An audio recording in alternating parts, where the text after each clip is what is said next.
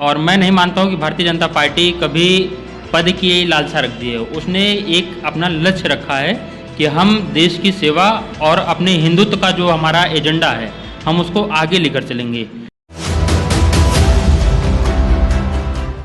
आज हमारे साथ भाजपा के युवा नेता आशुतोष त्रिपाठी जी जुड़े हैं। उनसे हम महाराष्ट्र की राजनीति पे जानकारी लेंगे, उनकी राय जानेंगे। हाँ आशुतोष जी नमस्कार। नमस्कार, आप सभी का बहुत बहुत धन्यवाद। शिंदे जी को मुख्यमंत्री बना दिया गया महाराष्ट्र का, इसे आप भाजपा का मास्टर स्ट्रोक मानते हैं कि यह गलती मानते हैं? कल का जो ऐतिहासिक निर्णय महाराष्ट्र की राजनीति में हुआ उसको लेकर एक आश्चर्य हुआ कि माननीय देवेंद्र फडणवीस जी ने जो ऐलान किया कि महाराष्ट्र के अगले मुख्यमंत्री शिंदे साहब होंगे, तो यह ऐतिहासिक फैसला है, इसका मैं समर्थन करता हूं। 2024 को मद्देनज़र भारतीय जनता पार्टी ने यह फैसला लिया है कि क्षेत्रीय पार्टियों के साथ हम मिलकर प्रदेश में जो अव्यवस्था फैली थी उसको हम सुदृढ़ कर सके और हिंदुत्व की राह पर आगे बढ़ सके। क्या इस फैसले से भाजपा में असंतोष नहीं फैलेगा जो मुख्यमंत्री के दावेदार नेता थे? ऐसा नहीं होगा, क्योंकि महाराष्ट्र की राजनीति शुरू से ही अभी 10 दिन पहले जब स्टार्टिंग हुई थी तो हिंदुत्व के नाम पर सरकार गिरी, और मैं नहीं मानता हूँ कि भारतीय जनता पार्टी कभी पद की लालसा रख दी है। उसने एक अपना लक्ष्य रखा है कि हम देश की सेवा और अपने हिंदुत्व का जो हमारा एजेंडा है हम उसको आगे लेकर चलेंगे।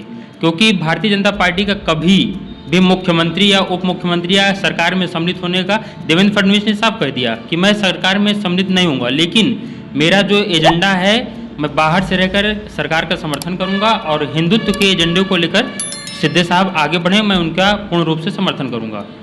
तो क्या इस फैसले का दूरगामी असर महाराष्ट्र की राजनीति पर पड़ेगा? मैं जो अभी देख सकता हूँ टीवी डिबेटों में मैंने देखा, जो अभी चर्चा चल रही है, आगामी 2024 का जो लोकसभा चुनाव होगा, भारतीय जनता पार्टी को पुनः महाराष्ट्र के अंदर बहुत बड़ी जीत मिलेगी और इससे जो हमारा अभी 2.5 वर्ष का कार्यकाल है, हम 2.5 वर्ष में जनता के लिए और गरीब कल्याण के लिए, किसानों के लिए, युवाओं के लिए नई नई योजनाओं के साथ आएंगे। और मुझे पूर्ण विश्वास है कि 2024 में हम पुनः लोकसभा में महाराष्ट्र से अधिक सीट लेकर आएंगे, ये मुझे विश्वास है। एक नाथ शिंदे जी में और उद्धव जी में असली शिवसेना के लेकर लड़ाई छिड़ी है, आपके हिसाब से कौन असली शिवसेना है? मुझे लगता है कि बाला साहब ठाकरे जो हिंदू हृदय सम्राट के नाम से विख्यात थे, उनका एक एजेंडा था हिंदुत्व। उन्होंने कभी सत्ता के लिए, कभी कुर्सी के लिए उन्होंने ये नहीं कहा कि मुझे सत्ता चाहिए, मुझे कुर्सी चाहिए। उन्होंने अपने अक्सर बयानों में ये कहा कि कुर्सी क्या चीज़ है, कुर्सी क्या चीज़ है। मुझे लोग किंग मेकर कहते हैं, तो मैं खुद एक किंग हूँ, तो मुझे कुर्सी की लालसा नहीं है। और मैं मानता हूँ कि उद्धव साहब 2019 में एनसीपी और कांग्रेस के साथ गठबंधन करके उन्होंने हिंदुत्व को तार तार किया, उन्होंने हिंदुत्व के अपने पिताजी के एजेंडे को उन्होंने तोड़ा, और माननीय शिंदे साहब ने बाला साहब ठाकरे जी के हिंदुत्व की जो विचारधारा है उसको आगे लेकर उन्होंने बढ़ा है, कदम बढ़ाए हैं। इसलिए भारतीय जनता पार्टी ने हिंदुत्व के एजेंडे को लेकर के उनका समर्थन किया है। तो शिवसेना का हिंदुत्व के रास्ते से भटक जाना उनके टूट का कारण है?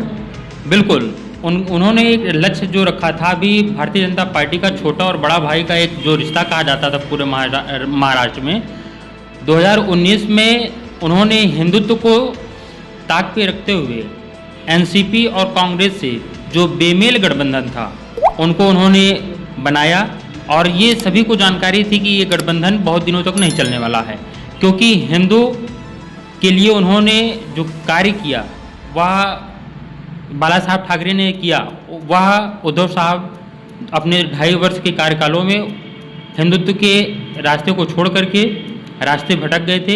इस वजह से पूरा महाराष्ट्र बदलाव चाह रहा था, इसलिए शिंदे साहब को ऐसा फैसला लेना पड़ा। तो बाला साहब का असली वारिस कौन होगा जो उनकी हिंदुत्व की विचारधारा को आगे बढ़ाएगा? आज बहुत खुशी हो रही है मुझे कहने से कि बाला साहब ठाकरे की विचारधारा को लेकर माननीय शिंदे साहब ने अपना समर्थन उद्धव सरकार से लेकर एक नया गुट बनाकर भाजपा के समर्थन से महाराष्ट्र में सरकार का गठन हुआ और पार्टी के सभी विधायकगणों का जिस तरीके से सिद्धे साहब को समर्थन प्राप्त है, इससे हम यही कह सकते हैं कि हिंदुत्व की विचारधाराओं को लेकर चलने वाले सिद्धे साहब को ही आने वाले भविष्य में शिवसेना का असली वारिस माना जाएगा, क्योंकि उद्धव ठाकरे जी को एक घमंड हो गया था, उनको एक परिवारवाद का कि मैं बाला साहब ठाकरे का पुत्र हूँ, मैं हिंदुत्व मेरा पिताजी का एजेंडा था जिसको मैं लेकर चल रहा हूँ सिर्फ दिखावे के लिए।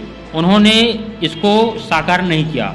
उनके पिताजी का जो सपना था, बाला साहब ठाकरे जी का जो सपना था हिंदुत्व, उसको उन्होंने 2019 में ही तोड़ दिया और आज बाला साहब ठाकरे जी का जो हिंदुत्व का एजेंडा था उसको सिद्धे साहब लेकर चल रहे हैं और मैं मानता हूं कि आने वाले समय में शिवसेना का समर्थन उनको प्राप्त होगा और उसमें हम सभी की सहमति होगी। तो क्या आप देखते हैं जो बाला साहेब में चमत्कारिक नेतृत्व क्षमता थी वो उद्धव जी में वो नहीं है? बाला साहब के अंदर जो एक विश्वास था हिंदुत्व का, और मैं मानता हूं कि हिंदुत्व का जो उनका एजेंडा था पूरा महाराष्ट्र के साथ साथ पूरा भारतवर्ष उनको अपना हिंदू हृदय सम्राट के नाम से पुकारने लगा। तो जो उनके अंदर वो एक अलग प्रतिभा के धनी थे, उनका जो कार्य था वो हिंदू समाज के लिए था, हिंदू समाज को मजबूत करने के लिए था, हिंदू समाज को प्रेरित करने के लिए था। और मैं मानता हूँ कि उद्धव साहब के अंदर वो क्षमता नहीं है, हिंदुत्व का नेतृत्व नहीं कर सकते हैं। बाला साहब ठाकरे जी का जो लक्ष्य था उसको वो नहीं लेकर चल सकते हैं और आज इसी को लेकर के सिद्धे साहब सामने आए हैं और मुझे विश्वास है कि सिद्धे साहब हिंदुत्व के साथ आगे महाराष्ट्र का विकास करेंगे।